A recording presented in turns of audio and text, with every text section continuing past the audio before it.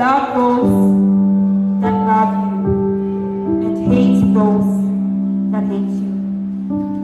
Love those that show love to you and hate those that show hatred to you. This sounds very degrading, humiliating, shaming, mortifying, abject, menial, and infidel to the Christian law.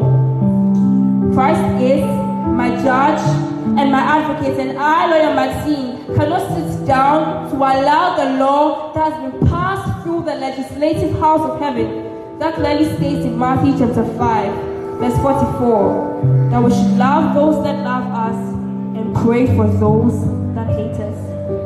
Of which I bring forth my witness, who is the prodigal son, passing through Luke chapter 15, verse 11 to 33, where it says that the father runs the son, but I share the story. The prodigal son, the younger one, said to the father, "Give me my share of property now." So the father divided the share of property and gave it to the prodigal son. He traveled far away to a country, spent all that he had on reckless living. And when famine arose in the country, he was now yearning and desiring for food, desiring for even pig's food. Now he came to his senses and he said to himself, "I will go to my father's house and tell him I've sinned against heaven and I've sinned against Father. So he should hire him as one of his servants." But let's see what the father does. The father ran to meet his son. It means he left his glorious throne in the temple just waiting for his son at the gates because of L-O-V-E. He must have been stretching his royal neck, looking upon the horizon, waiting for, yearning, and praying and willing the son back again. And what did he do when he saw his son? Afar off, approaching timidly, with dusty feet, flattened stomach, with dying knee, the father ran to catch the son to his breast.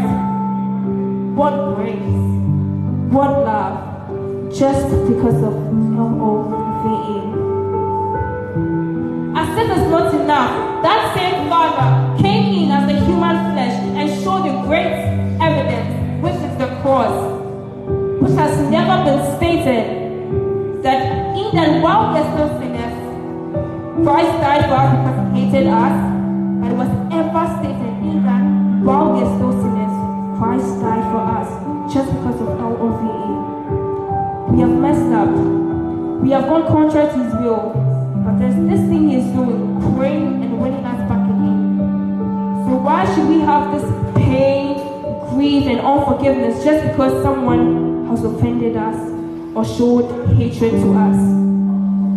This is why I bring forth the prodigal son, bring forth the cross as my evidence.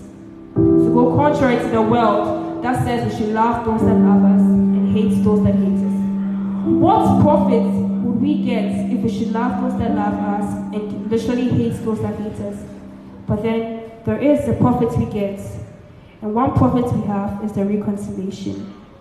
Christ is my judge and my advocate, and I work for him as a lawyer. Book your appointments on my Instagram at Lawyer Maxine.